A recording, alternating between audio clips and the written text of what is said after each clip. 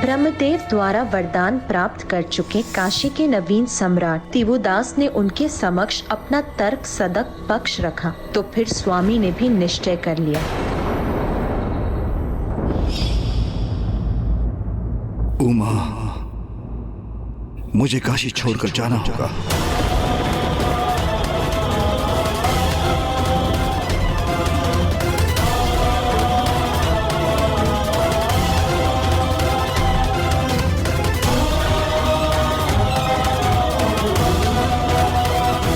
दिवोदास उचित कहता है उमा।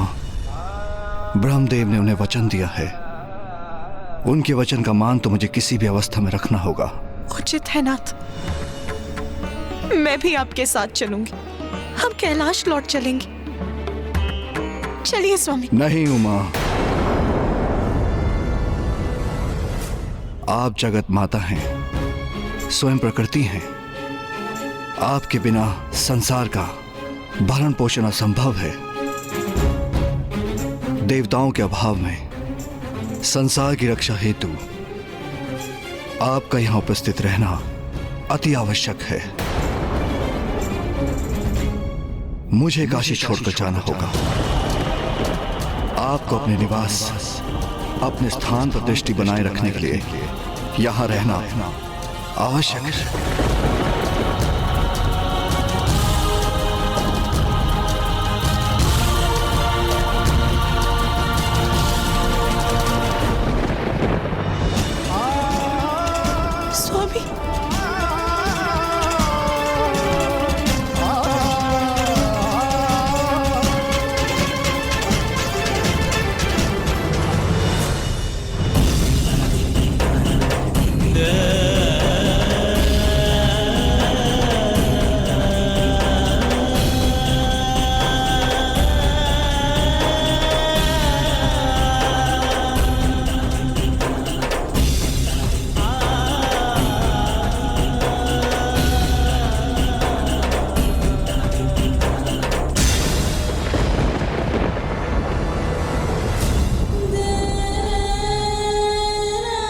ब्रह्मदेव ने उन्हें वचन दिया है, उनके वचन का मान तो मुझे किसी भी अवस्था में रखना होगा। मुझे काशी छोड़कर जाना होगा।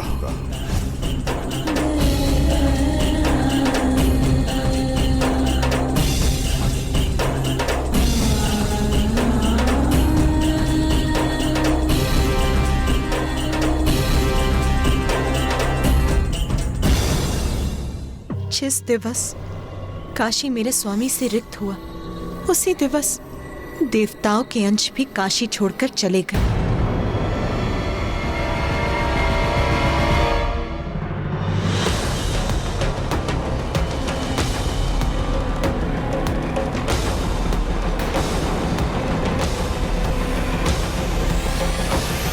ये मुझसे कैसा अनर्थ हो गया महादेव। मेरे वरदान का मान रखने हेतु आप अपनी प्रिय काशी के साथ साथ देवी आदि शक्ति को भी छोड़कर जाने के लिए विवश हो गए हैं। और इसी कारण अन्य देवताओं के अंश भी जिनका वास काशी में था, वो भी अपने स्थान से रिक्त हो गए।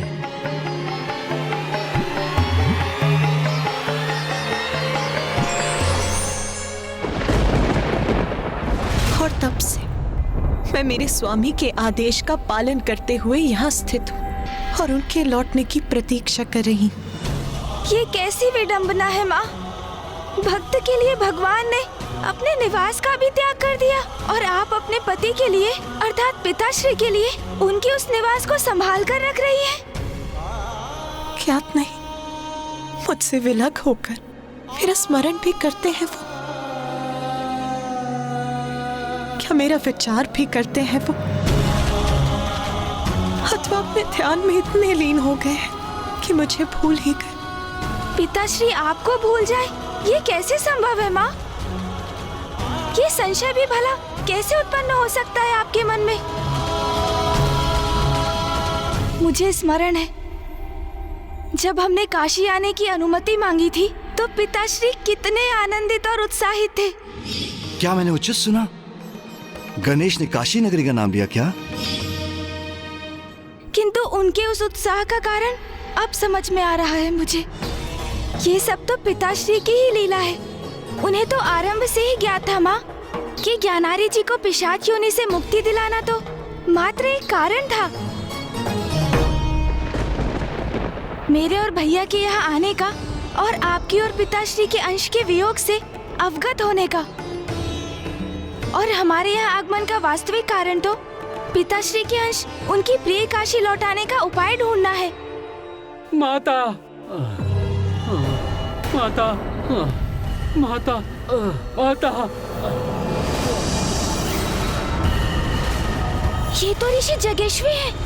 माता, ऋषिवर, ऋषिवर, ऋषिवर उठिए। माता, मेरे प्राण जाने को हैं। बस एक बार प्राण त्यागने के पूर्व महादेव के साक्षात दर्शन करने का इच्छुक हूँ माता। अब आप ही इसका कोई उपाय कर सकती हैं माता। साक्षात दर्शन करवा दीजिए महादेव, महादेव। ऋषिवर स्वयं को संभालिए। गणेश, जल लेकर आओ। हाँ भैया, अभी लाया। महादेव। गणेश, शीघ्रता करो। ऋषिवर। हाँ भैया, ये लीजिए जल, ये लीजिए ऋषिवर, जल ग्रहण कीजिए। ऋषिवर लीजिए, लीजिए जल ग्रहण कीजिए।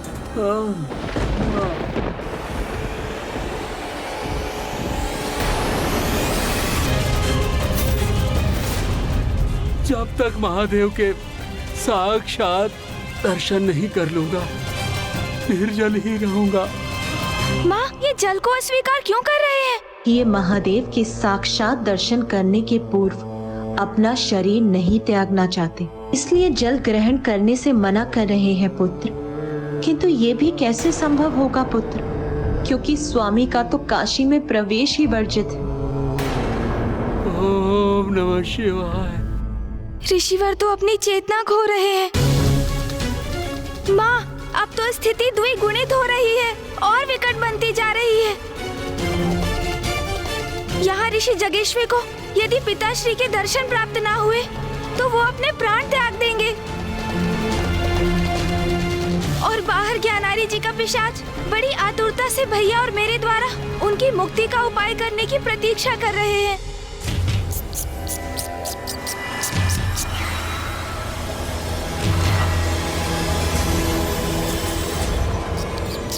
और आप भी यहाँ एकाकी इतने समय से पिताश्री के अंश की प्रतीक्षा में व्याकुल है। माँ, माँ, आपकी पीड़ा दूर करने के लिए हमें सर्वप्रथम पिताश्री को काशी लौटा कर लाना होगा। तत्पश्चात हम दूसरी समस्याओं का भी शीघ्र समाधान कर लेंगे। पुत्र कार्तिकेय, पुत्र गणेश, ये समय मेरी व्यथा पर विचार करने का नहीं है। इस समय तुम्हारे लिए तुम्हारा कर्तव्य ही सर्वोपरि है। पुत्र, ज्ञानरी का पिशाच ही तुम्हें काशी लेकर आया है, इसीलिए सर्वप्रथम तुम्हें उसी की समस्या का निवारण करना चाहिए, उसे मुक्ति दिलाने का उपाय करना चाहिए पुत्र। किंतु माँ, हम तो कितने समय से इसी का प्रयास कर रहे हैं और बार बार उसमें विफलता ही प्राप्त हो रही है हमें। हाँ माँ, पिताश्री यहाँ नहीं है तो काशी में पिशाच योनि से मुक्ति तो असंभव है, और यदि काशी में उन्हें मुक्ति प्राप्त नहीं हो सकती तो फिर हम कहाँ ले जाएंगे उन्हें? माँ, कहाँ ले जाकर मुक्ति दिलाएंगे ज्ञानारी जी के पिशाच को? हाँ माँ।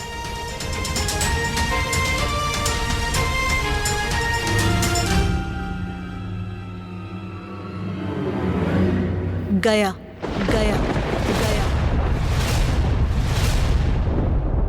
उसे गया ले जाओ पुत्र, वहीं उसकी मुक्ति संभव है।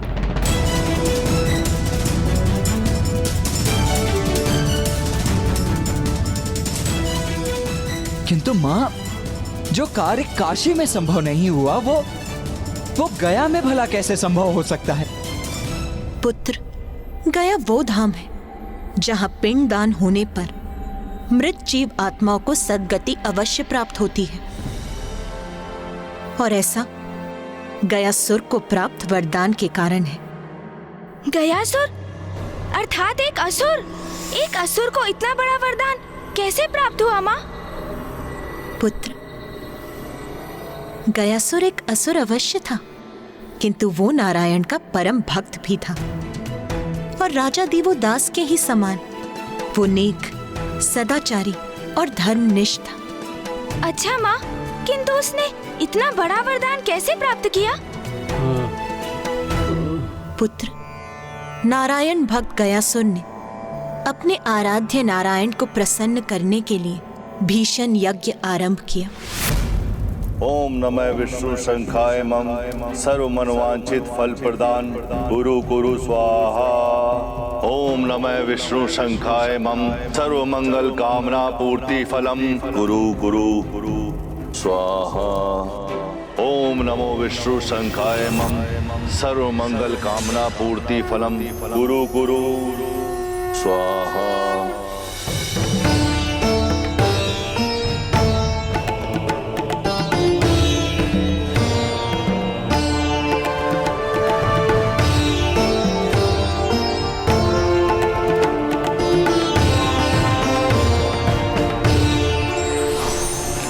पुत्र गयासुर,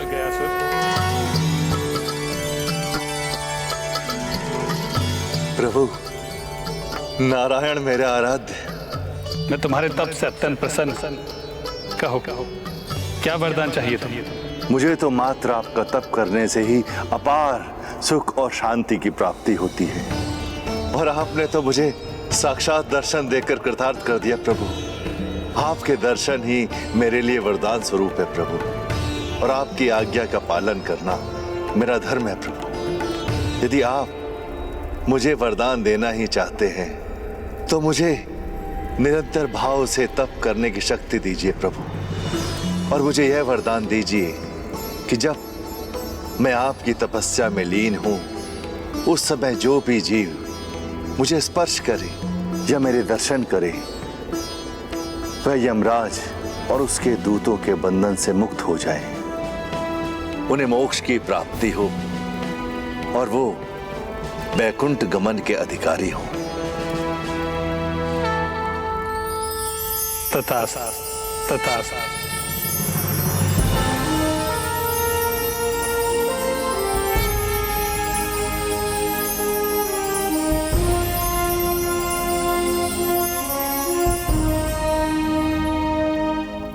आपके इस आशीर्वाद के लिए आपका कोटि कोटि धन्यवाद प्रभु। और इस प्रकार गयासुर के वर प्राप्ति से सृष्टि का संतुलन बिगड़ने लगा। दुर्जन अत्याचारी पुरुष पाप कर गयासुर का स्पर्श कर लेते थे और मोक्ष पाकर वैकुंठ पहुंच जाते थे।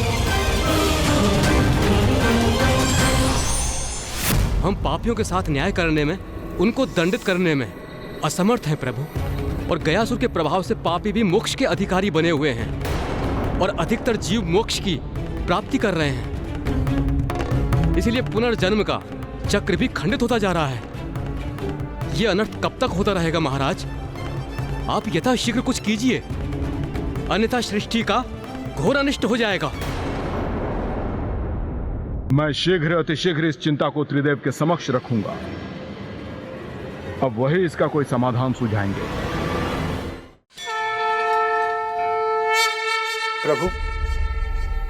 प्रभु, आपने जो गयासुर को वरदान दिया है, प्रतीत होता है कि किसी को भी पुण्य प्राप्त करने की आवश्यकता ही नहीं होगी। यज्ञ आदि में किसी की भी रुचि नहीं है। प्रभु, समस्त देवताओं का हविष्य आहार प्राप्त होना बंद हो गया है। कुछ कीजिए प्रभु, सभी देवता निर्बल होते जा रहे हैं।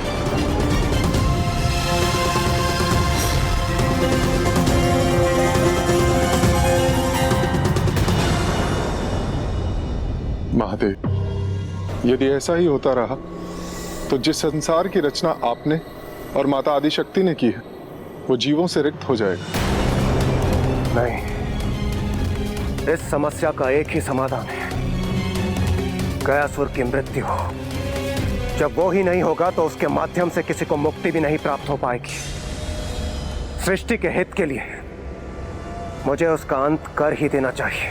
नहीं देवराजन, गयासुर मेरा भक्त है, निर्दोष, निष्कपट। मैं मानता हूं कि संसार की सुरक्षा आवश्यक है, किंतु उसके लिए किसी निर्दोष का वध करना कदापि उचित नहीं। और वैसे इस समय आप सभी देवताओं में कोई इतना सामर्थ्य नहीं कि गयासुर को क्षति पहुंचा सके। किंतु नारायण, क्योंकि मेरे वरदान के कारण उसके चारों ओर एक प्रबल ऊर्जा है।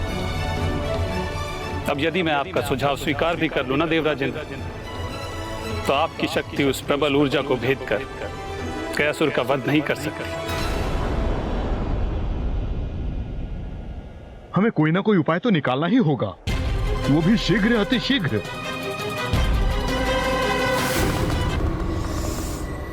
मेरे पास एक उपाय है।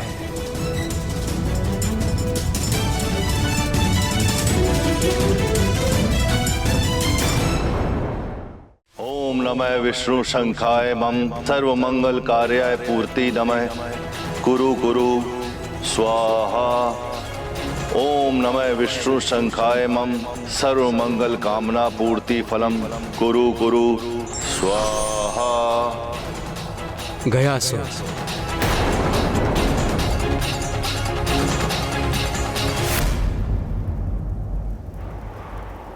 प्रणाम ब्रह्मदेव। मुझे ज्ञात है कि नारायण की तपस्या से ही तुम अति आनंदित हो। तुम्हें मुझसे अथवा किसी और से कोई वरदान नहीं चाहिए, किंतु मुझे तुमसे एक वरदान चाहिए। आप जो चाहे मांग ले ब्रह्मदेव। मैं तपस्या के मध्य जो भी मेरे वश में है वो वरदान देने के लिए प्रतिबद्ध हूं।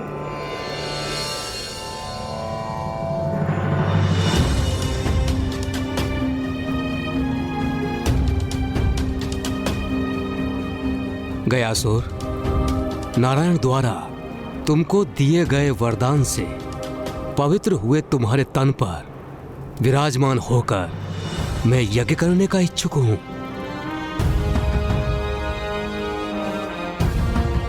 अवश्य प्रभु, यह तो मेरा सौभाग्य होगा।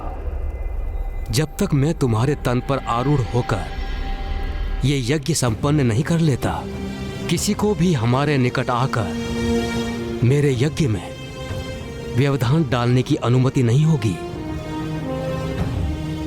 अपनी इस युक्ति से ब्रह्मदेव ने यह सुनिश्चित किया कि अयोग्य जीव गयासुर के दर्शन अथवा स्पर्श के माध्यम से मोक्ष न प्राप्त कर सके।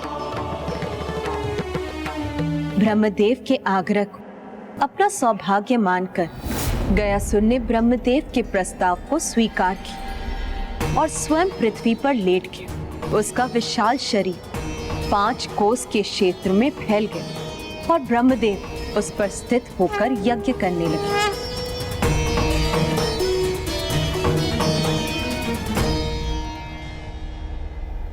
ब्रह्मदेव अनंत काल के लिए गयासुर के तन पर बैठकर यज्ञ नहीं कर सकते।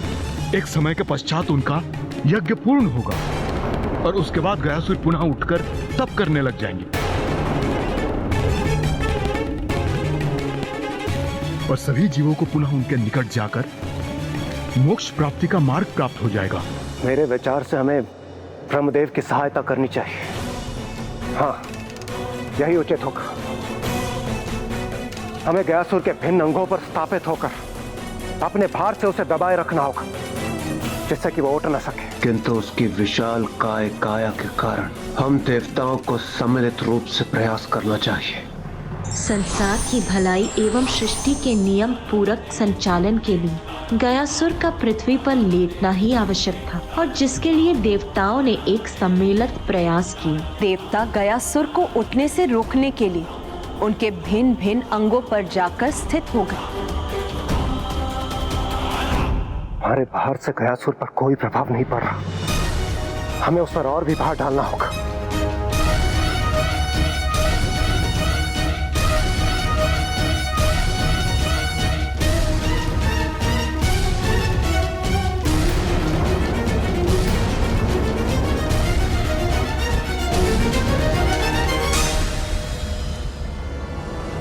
हम सभी ने अपनी संपूर्ण शक्तियों का प्रयोग कर लिया, किंतु फिर भी हम गयासुर पर नियंत्रण पाने में असमर्थ है।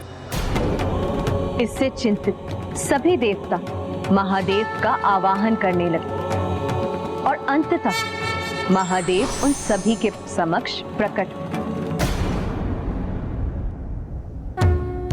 गयासुर नारायण का परम भक्त है, इसलिए इतना बल उसमें नारायण की परम भक्ति से ही उत्पन्न हो रहा है। इसलिए आपकी समस्या का समाधान तो नारायण ही कर सकते हैं। इसलिए आप सभी नारायण का ही आह्वान कीजिए।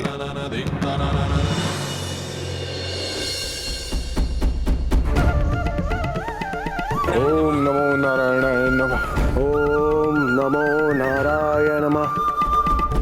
ओम नमो नारायण नमः। ओम नमो नारायण नमः।